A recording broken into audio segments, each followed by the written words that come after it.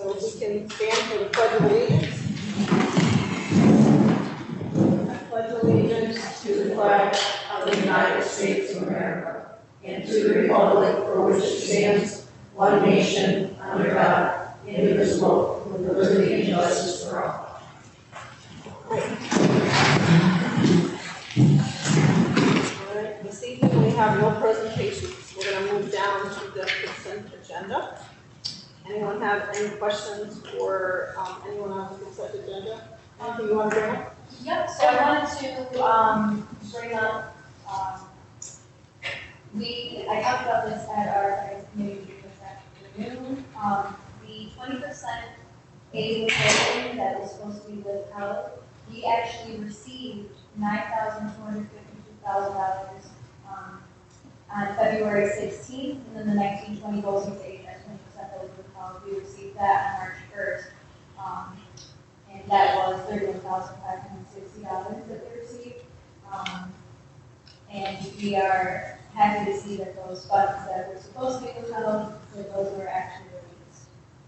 I wanted to talk about our grants, the status of them, especially the CARES ESSER year. Our CARES Act ESSER year grants are still under review.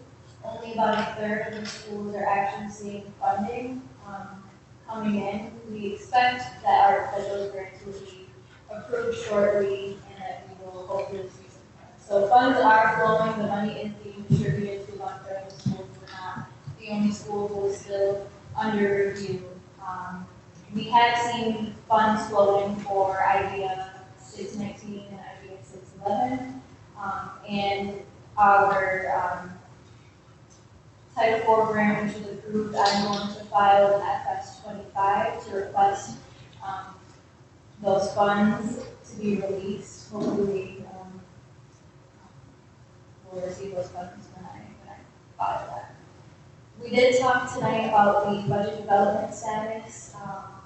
I talked about the component analysis. We're looking at about a 0.8% increase from the prior year budget.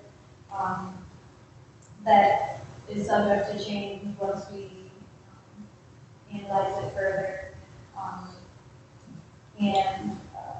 I wanted to bring up the potential meeting that we can have maybe on April 15th, another finance committee meeting to review the final numbers before that gets approved. So, Sherry, if you can, if everyone is available, I'm hoping that far so we can meet again.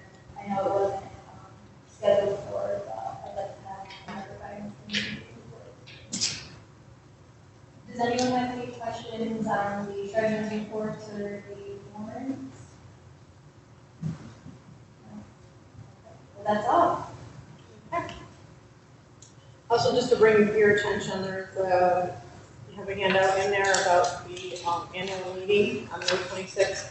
And also just the 10-year process checklist and everything is in here for everybody to look at. If we've had questions about that, but that's in your packet. So take a look, make sure you have a chance to look at that so you understand about what we're looking for in 10 years. So that should help everybody understand that a little better too. All right, moving down to the regular agenda. Do I hear a motion to approve the consent agenda before we move on? Yeah. Kathy, do I hear a second? Scott, all in favor? Opposed? Abstained? Motion passed. Going down, we have ongoing agenda items and just board information. If anybody is interested in that, is there a deadline, Sherry, for that? This? For the annual meeting? It says that more information. I don't think they've got the deadline out. Yeah, it's just gonna be- I just got this Yeah. this morning, Just gonna be Tuesday. and it says more information. Okay. So I'll get it out to you as soon as I All get it. right, that sounds good. All right, moving down, actions requested to approve the St. Lawrence Lewis Cooperative Purchase Bid Awards as follows. For fuel depots, all that, do we hear a motion to approve those? That is? John, do I hear a second? Scott, all in favor? Aye. Opposed? Abstained? Motion passed. It is requested to approve the Lyme Central School Board of Education meeting dates for 2021-2022 year. They're in your packet. Can we check about the vacation that's not? We did. We did. Okay, Yes. 11, all right. So, do I have a motion to approve that schedule for next year's meeting? Sure. Kathy, do I hear a second? Scott, all in favor? Opposed? Abstained? Motion passed. Action is also requested to approve the Lyme Central School Board school year calendar. Any questions about the school year calendar for next year? They don't think much of a break. Not really. Every few years that they change it so it's longer. Yeah. All right, do I hear a motion to approve that next year's school calendar? Kathy, do I hear a second? John, all in favor? Aye. Opposed? Abstained? Motion passed. Number 8, pursuant to the Board of Education, Lyme Central School District is authorized to levy and collect an annual tax year after year. For the rest of this, in the amount of $80,711. Any questions? Scott, do I hear a second? I'll second. All right, do I hear, all in favor? Aye. Opposed? Abstained? Motion passed. We're moving what are we calling it? The Communicable Disease Pandemic Plan that we discussed needed to be brought up and approved at this evening's meeting. So I'm moving that into number 9. So do I hear a motion to approve the Communicable Disease Pandemic Plan? Kathy? Do I hear a second? Second. Scott, all in favor? Aye. Opposed? Abstained? Motion passed. Now we'll do the action as requested to approve the recommendations for the Committee on Special Education or Committee on Preschool Special Education. Do I hear a motion? John. Second, I'll do Terry. All in favor? Aye. Opposed? Abstained? Motion passed. Moving down to administrative reports. We'll start with Mr. Davis. Well, there's a smile on my face as we move forward with the vaccinations. I think that our whole school, it's like a dark curtains garden to rhyme, and that's a good thing. Most of today, most of a good percentage of people were vaccinated in the building on their second one. So it's good news, very good news. Excited about that. We've been working on, we have grade level meetings that we meet with the teachers about, once again, the students in certain grades. Check for social emotional concerns with the pandemic and academic concerns, 2 focuses. 2 of the things that are brought up is we're going to put a reflection on this year, what works, the improvements that can be made, things that we can glean from here. And we're starting to prepare for next year. So what does that look like? How can we use what we have here next year? So those are some big goals, that reflection and moving forward. I've also been working on, next week I have a full schedule working with APER meetings. I meet with each one of the teachers 3 times a year next year. Next week is that dedication. And then observations, for the disease observations. Moving a little, one piece in the principalship is that I want you to know that we're considering, again, highly considering moving up the graduation in June 18th, a week ahead of time. We think that it's a good chance this is going to happen because the seniors, first of all, they don't have any regencies. And we're still kind of waiting for the board of regents to make the decision on what type of assessments will be that week. Right now, it looks like 4 regencies as opposed to all of them, and no senior take stuff. So those are the things. We're just seeing how it impacts everybody in the building. So I'm going to get a note out to parents, please save the weekend ahead so that they've got ample time to prepare. Now, moving to athletics, which is I haven't said that in 1 year. We are looking at April 19th, fingers crossed, that we can start with the varsity, baseball, softball, and golf. Okay, and real excited about that. Right now, the league's saying it's going to June 13th, but the text that I was reading here was from the president of the Frontier League saying, check your email because they might have sectional play. Everybody wants. So that's fresh off right off. I guess he called me on Monday. So we'll see. But it's exciting. It's starting to go back to normal. So hopefully, we start with this piece and we can add more. No, first practice. First practice. Everything needs to be outside still. Yes. One thing to think about also, if they have not changed the restrictions for the 6 feet, we'll want to be thinking about where the players sit and do we need more, benches and that kind of thing to make sure that spread is there. And also, one thing we talked just briefly about was that transportation piece again.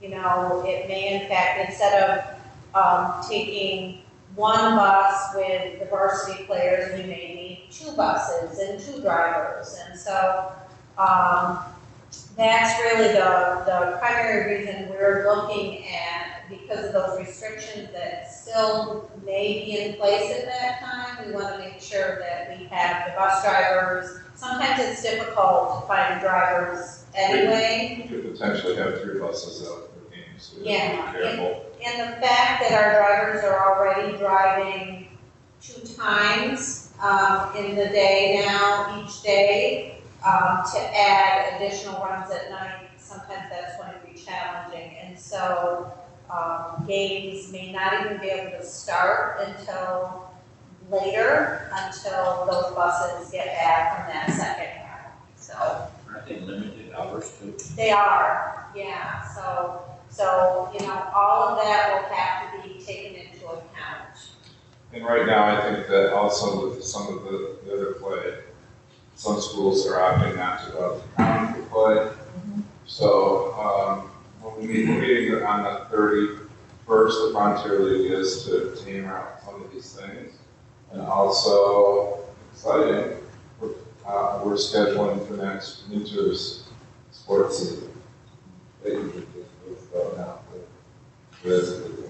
One of the things that we found with travel softball and baseball that they did to accommodate for necessary social distancing is over the course of from July forward, is they would dictate a maximum number of players in the dugout at one time, and then bleacher areas that were normally designated for spectators would actually not allow spectators so that players could utilize those as well to ensure that all the distancing measures were taken. And then they would just have parents or spectators bring their own chairs and then, have to distance other than families around the perimeter. So that might be one thing to consider. So if they're outside, they're still gonna have to wear masks outside or not? Was that mentioned here? We're not even at that point for all of the particulars. The distancing, Yeah, absolutely. I'm I not just sure. wasn't sure if it's outdoors, Yeah, it's different than I'm not inside. sure. So if it's just varsity, is that just 11 and 12 graders? No, it depends on, Running back from varsity? remember, they're competitive, so Right. we give. Like if you moved Right. previously? I they think would I be out. heard that I have, I think Rob said, because I was checking for team numbers, and if there's less than 15, both teams, and then for golf, it's a handful. Well, because golf is like it's only one, like, you know what I mean, it's just a varsity team, they don't have. Right. So if you I'm were talking on- about numbers. Yeah, but if you were on the varsity golf team last year, you went to be on, obviously you're gonna be on it. Yeah, no, we don't have that. The varsity boys, it's 10, 11, and 12, I think. There may be some ninth graders, but I haven't seen those, but I didn't, because I wondered the same thing about, was there someone 7th, 8th grade that could potentially play? Interesting. Should be interesting. Always is. All right, any questions for Barry about anything else? All right, moving on to Pat. I'm going to try to project my voice today, or tonight, so if I'm talking very loud, I apologize. Is that better? Is Mike? that better, Mike? So since our last board meeting, I've been working on learning all about level 0 and state reporting, so that's been a fun learning curve for me. I'm actually enjoying it very much, so training on that. I've also been doing some stacks that have been coming due. Another round of that will be coming later this spring, so I'll be looking forward to doing that. In the world of PD, I've been working with some of our elementary teachers on a workshop that a few of us went to over the summer. They held another session this winter about the science of reading. And it sparked our interest to get a small group, like a professional learning committee, together to study the science of reading to better help our kids who are struggling. And from that session and a roundtable that we had internally, we learned that comics is an area of study that we'd really like to spend some time looking very hard at how our current reading series, how our kids are utilizing comics to really unpack the English language and how complicated it is to help them become better readers, writers. So that's an initiative that is going on currently. We will also, following the same line, we will also be picking back up on our writing initiative that we were right in the middle of just as COVID hit. So as we stepped away from that for a little bit, we want to reboot our training and learning about that. So I think it's going to pair well with the phonics work that we're doing and this writing initiative. They're going to have a nice little marriage so that we all know goes hand in hand. So that's going to be another initiative and then going on at the same time. We will also be having some training on our iReady due to COVID. We had 2 training sessions scheduled, 2 more for every year. We get a couple, so we have 4 sessions that we're going to break up over a span of a couple of days. Already we've had 2 diagnostic tests to keep a pulse of where our kids are and their skills. So that will be great to know how our kids are faring through this pandemic. It'll also allow us to know what skills we need to focus in on in preparation for that final diagnostic.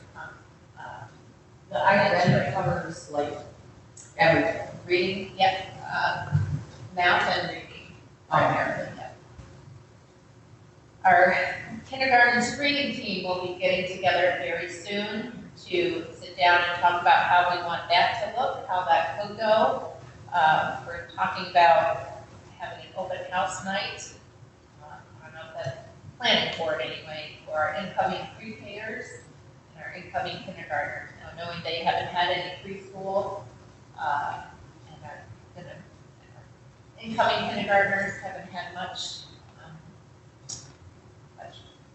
pre-skills. We're going to be seeing what we're up against when they do come in doors in the fall. So, lastly, working on a 3 through 8 testing schedule, region schedule. Very recently, we learned that the U.S. Department of Education, I'm sure you all heard about this in the news, is not going to grant any waivers. That New York State was one of the states that put in a waiver to cancel the state assessments. So I wrote a letter, sent that home to our staff and to our families, explaining where we are in the process, that looks like there will be a testing season coming up for 3-2-8 ELA, math and science, as well as a few Regents exams such as Algebra 1, ELA, and Earth Science and Living Environment for the board that are planning to be given this June.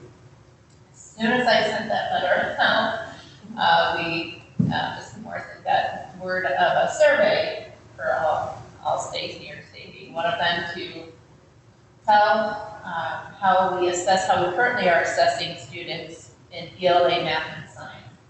Those are the areas that we don't have tested, to see if they would then accept New York State's waiver to cancel the assessment. So there's still hope, the jury's still out. Board of Regents, I believe, is meeting anytime now. So we'll see what the final decision will be. There still may not be any assessments. The deadline to submit that survey is Monday. Mrs. Gibbons and I worked on that yesterday. I finalized things today, and it has been submitted for our district. And again, we won't know, what the decision will be. So we're preparing for the assessments, and then if we don't have to give them, we'll let people know when we find that information out. So part of it, it's tricky because some of the regulations are federal, some of the regulations are state, and APPR is impacted, and so getting the federal government and the states to work nicely together is sometimes a challenge. So we'll see what happens. Yeah, and that's just those 3 through 8s, not those other 4 mentioned regions, right? Oh, no, the 4 Regents. Everything. Oh, it's everything. Yeah. Okay, Yes. Outside of those 4 exams. right. They don't give it.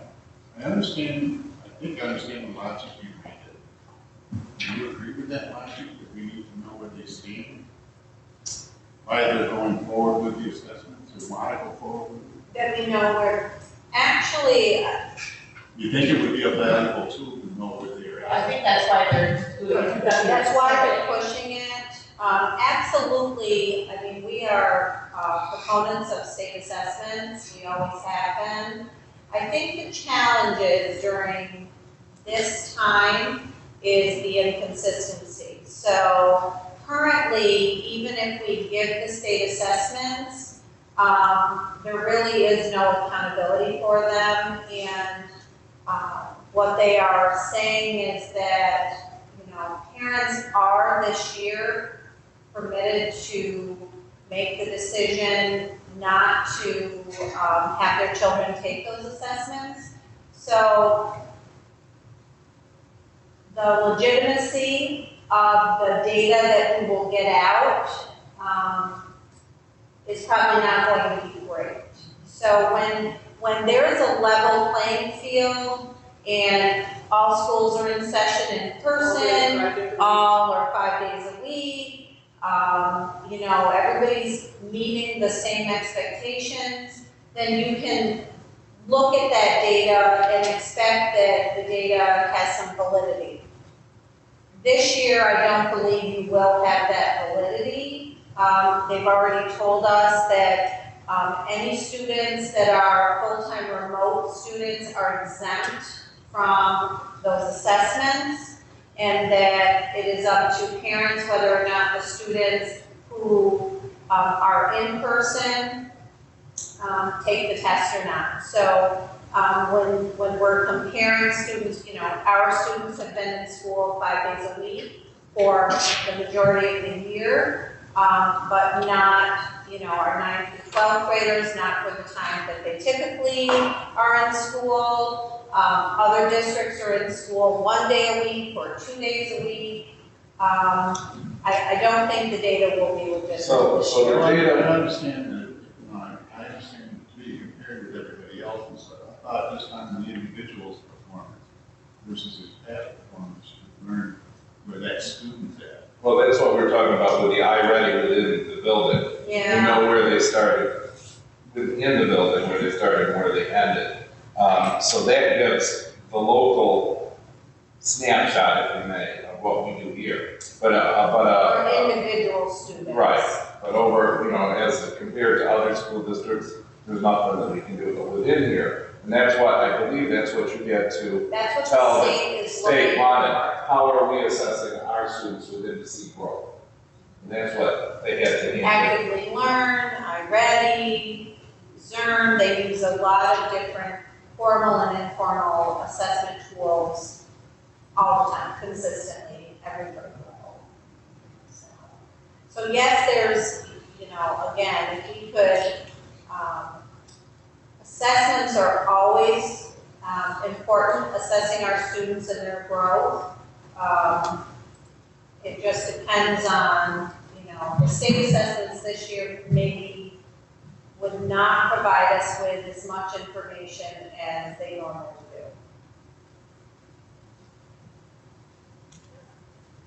And we talked about reporting, do we have to report the number of teachers and staff who were vaccinated to the state? Well, initially, It feels like it's. initially, the governor had made the announcement that we had to collect and report that information. So it was an aggregate of our staff, it was not individual information. When that announcement came out, I think it's fair to say it caught the Department of Health off guard, because they were supposed to be the individuals collecting that survey information, and they weren't aware of that. So the daily surveys that we complete in regard to number of students tested, how many students we have enrolled, how many students are remote, we do that daily, and that gets submitted to the state. There was supposed to be a component added on to that had us add that information. So we began to collect that information because the governor had named a deadline. That since has been retracted and is being maybe negotiated is the right word, between the governor's office, Department of Health, how that will be collected and when and what that will look like. So not right now, we are not. But when we go to get a vaccine, I don't say where I'm working, I just say I'm a school employee, so. But the paper that you signed says that you're telling the truth, that you're being. Yeah, but it doesn't ask me to say what school I work at. No, and they It didn't just ask says me it's either. okay, so I can work at any K-12, so that. Right. Because the data's not gonna be correct to say that 10 of the teachers went today to get vaccinated, now this is their second vaccine at Lyme, this is how, because you don't tell what school, you just say, I work at a school district. So it seems like you put it on them, so it doesn't seem like it's, I don't know. Yeah, I'm not sure. I think, Because I'm just thinking it would help with your opening plan for next year, if you can say, we have this percentage, or, you know what I mean? Which, yeah, but then that's weird. and I think eventually we will be able to do that, and I do think that's where the confusion was. Initially, there was concern about privacy, and some individuals were not willing to share that information. But then when they found out, it's just, for instance, in our case, the school nurse and myself that know the names. So when we do have to share that information, it will be a percentage of our population. It won't name names. And I have one other question, Pat. I just learned about this. Years ago, we used to use a program called Handwriting Without Tears. Yes. Now I just heard about keyboarding without tears. Have you heard about it? We have, Is it anything that I don't know, I'm like, oh my God, that handwriting without tears was so long ago, and now there's a keyboarding, which makes sense, because not all our kids are keyboarding. Mike and I did a canvassing of some different types of keyboarding programs, and Mike came across a nice one that we've been using for the past couple of years. And so we're kind of phasing that down, because our older kids are getting pretty well versed at it, so Right. now our littler ones Yeah. are learning to Okay. I didn't even know it was out there, I heard about it, and oh my God, it's another key. That was one you looked at, wasn't it? It was. Yeah, because it's a, standard program. but- Yeah. Yeah, Cool. The one we have now seems to be working. See, better, works. Okay. okay, perfect. So, I never heard of it, just thought I'd bring it up, of course. All right, Tammy. So I just wanted to take a minute and see if anyone, you all saw the 10-year process checklist in there. And I really was just looking for feedback. Is there additional information that the board feels that you need in regard to making those determinations as to whether or not to accept, when I make a recommendation that someone get tenure? We really looked at the paperwork we had before, and it was really just one or two sheets of paper with not a lot of information. So I canvassed other school districts, pulled information that I thought would be relevant for the board members to look at. And I just wanted your feedback as to whether or not you feel this is enough information. If you'll notice on each form, it tells who completes that information, collects that information, and then at the end, I utilize the staff members' personnel folder. I look at the recommendations from the principal and the assistant superintendent based on their evaluations, and we look at everything from attendance to interactions with colleagues and students, trying to give you a clear picture of the employee.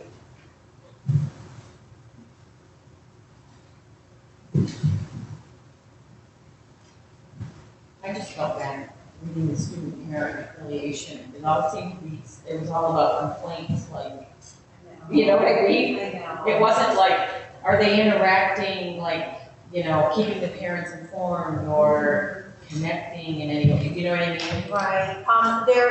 So the narrative pieces will really address those positives. It's really if there are areas of concern that we need to know about within that 4-year time period. But I mean, certainly can put, a couple more spots that give opportunities for more. No, I mean, positive. I just read it and thought, oh, that just sounds so sad, like, I don't know, like, bummer. Well, it's not sad if nothing is put in there. True, yeah, So if that part is not filled out, that is a positive. Yes, yeah. You could actually just change that, something instead of saying the word complaint, you could just have it be, on that line, you just list the positive or negative that, I can't remember what it says, see what the next area. Be it and or, you know what I mean? Where was that? So, yeah, where it says, have there been a significant number of student complaints or unfavorable parent complaints?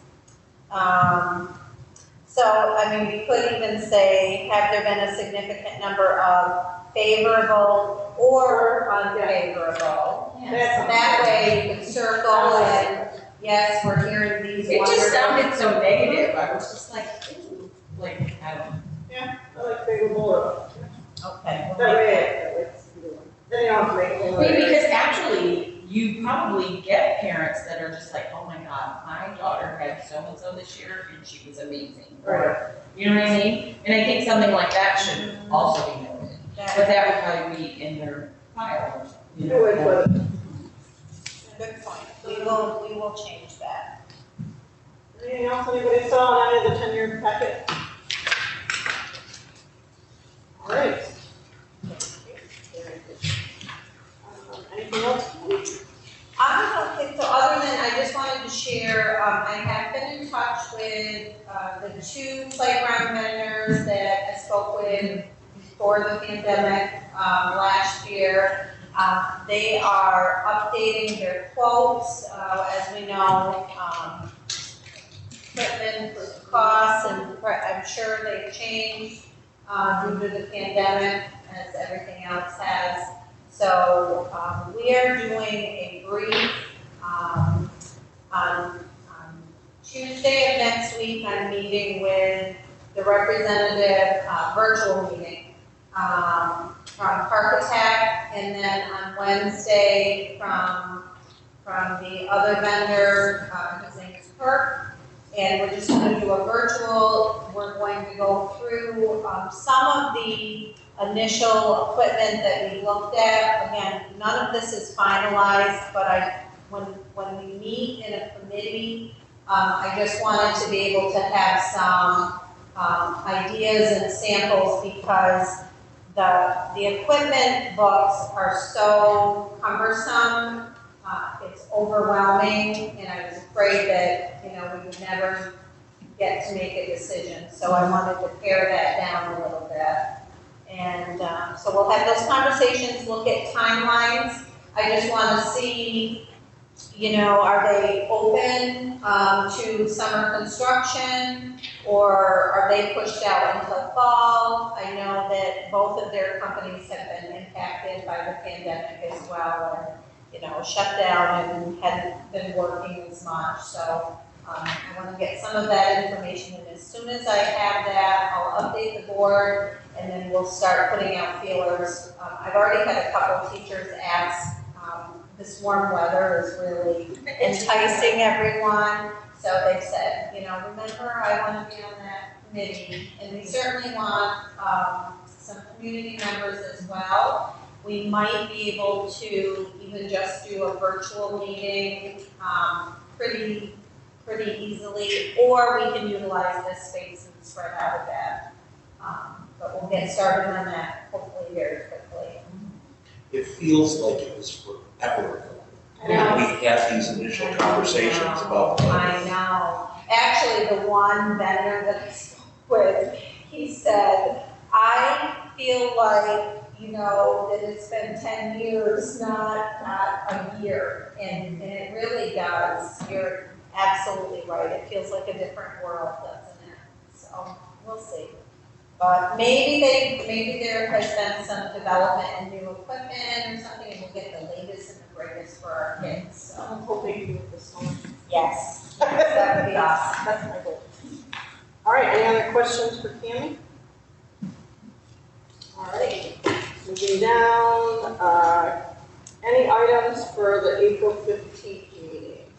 Remember, we moved the meeting to April 15th through the spring break. Does anybody have anything they want to add to that meeting? All right. We'll move down to board action. The Lyme Central School District takes action on the retirement of one full-time special education teacher. Do we hear a motion to approve? Yeah. I see John's hand, second for John. All in favor? Opposed? Abstained? Motion passed. Motion for approval of the following personnel changes to the effective dates as listed under the recommendation. Thanks for many years of service to the district. Absolutely. Do I hear a motion to approve the personnel change? Scott? Do I hear a second? John, if they're here first. All in favor? Opposed? Abstained? Motion passed.